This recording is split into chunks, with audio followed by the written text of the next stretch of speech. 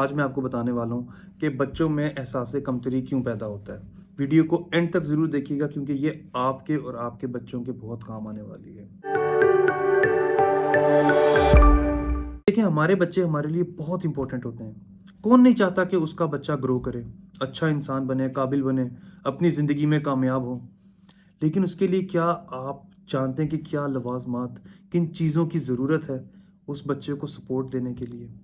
आप जानते हैं कि अगर आप अपने बच्चे को लीडर बनाना चाहते हैं, तो उसके लिए आप में कितनी लीडरशिप स्किल्स होनी चाहिए, कितना पेशेंस होना चाहिए एक बच्चे को ट्रीट करने के लिए, उसकी गलतियों को इग्नोर करने के लिए, उसको समझाने के लिए। अब अक्सर हमारे बच्चे आप देखते होंगे वो बोलना भी नहीं जानते। आप उनसे कभी सवाल कर लें, उनके पास नॉलेज सब होता है, लेकिन उन्हें कम्युनिकेट नहीं करना आता। पेरेंट्स लैग कर रहे हैं क्योंकि उन बच्चों में सेल्फ डाउट पाया जा रहा है। देखिए, मैं आज आपको जो पॉइंट्स बताने वाला हूँ, इससे हम ये बात तो ज़रूर समझ सकेंगे बच्चों में इन्फीरियरिटी कॉम्प्लेक्स यानी कि एहसास कमतरी क्यों पैदा हो रहा है। अगर आप इन चीज़ों को जान सकेंगे तो शायद आप खुद पर वर्क कर सकें और बच्चों को इस बीमारी से दूर रख सकें। पॉइंट नंबर 1, जब वालदेन में खुद सेल्फ डाउट होता है, वो कोई फ़ैसला लें और उनको खुद समझ नहीं आ रही होती कि यार ये फ़ैसला मैंने ठीक लिया है कि नहीं? क्या ऐसा करने से इस तरह हो जाएगा? ये खुद कन्फ्यूज़ हैं। बच्चा आपको देख रहा है और देखकर सीख रहा है। जब वालदेन ही कन्फ्यूज़ रहेंगे, तो बच्चा क्या सीखेगा?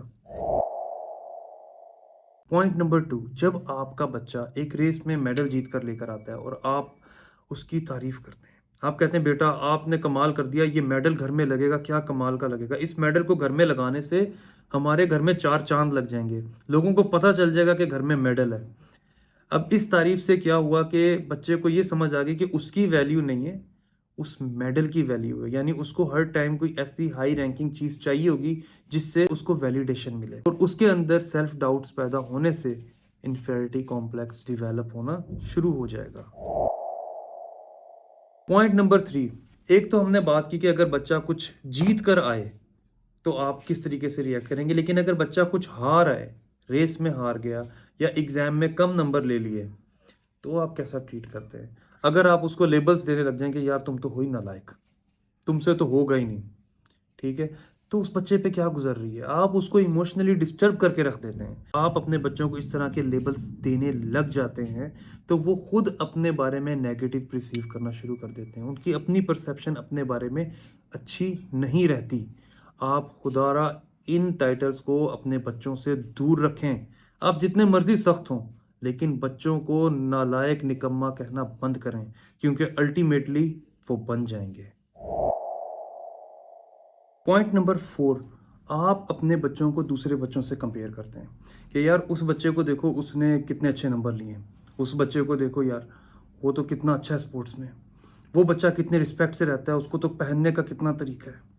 यार आपका बच्चा अगर इस तरह का नहीं है तो आप अपने बच्चे को दूसरों से कंपेयर करके क्यों तबाह कर रहे हैं?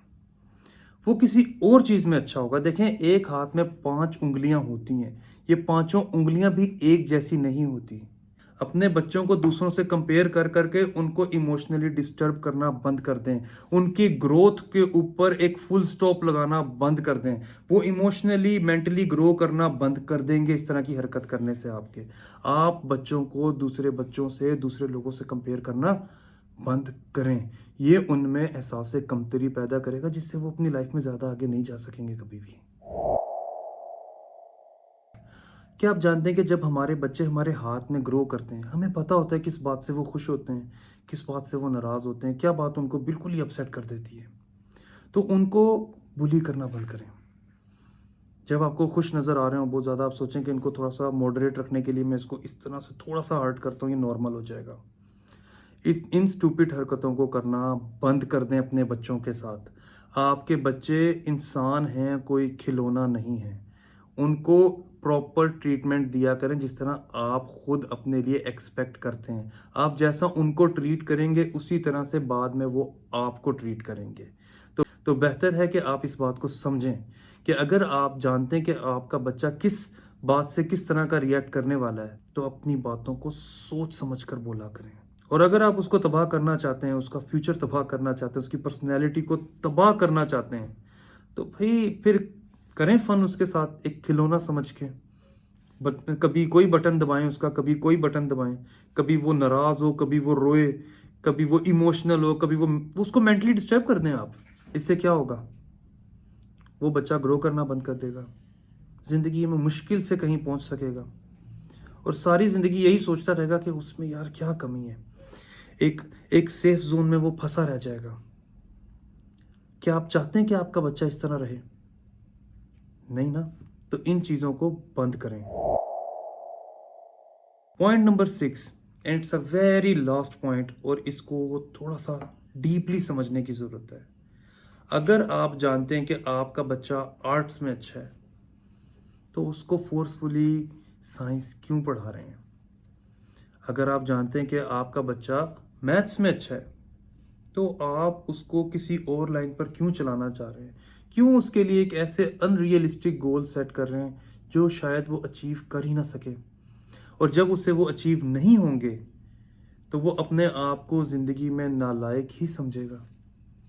आप इस बात को समझें कि अगर आपके बच्चे में कोई ऐसी काबिलियत है और आप कुछ और चाहते हैं, तो लाइफ आपके बच्चे की है, आपकी नहीं।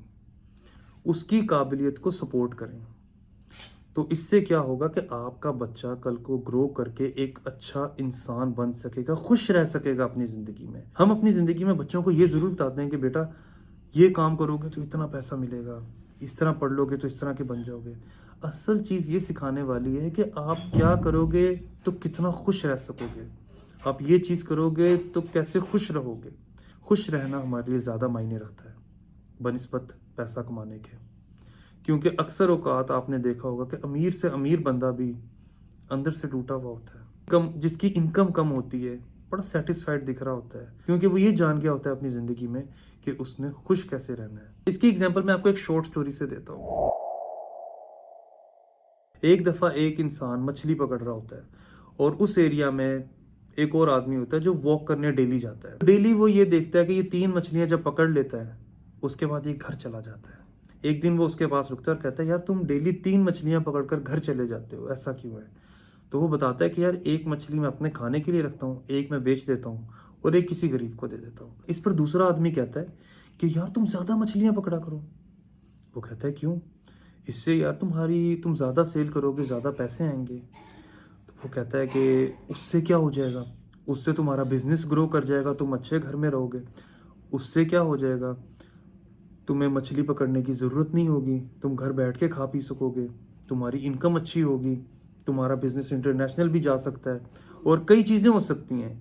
वो कहता है तो उसके बाद क्या होगा? कहता है उसके बाद इधर आराम से खड़े होकर फिर सुकून से मछली पकड़ना। तो वो कहता है अभी मैं क्या कर रहा हूँ? अभी भी मैं आराम और सुकून से खड़ा होकर मछली ही पकड़ रहा हूँ। देखें, ये सुकून अपनी ज़िंदगी में हासिल करें और अपने बच्चों को सिखाएं।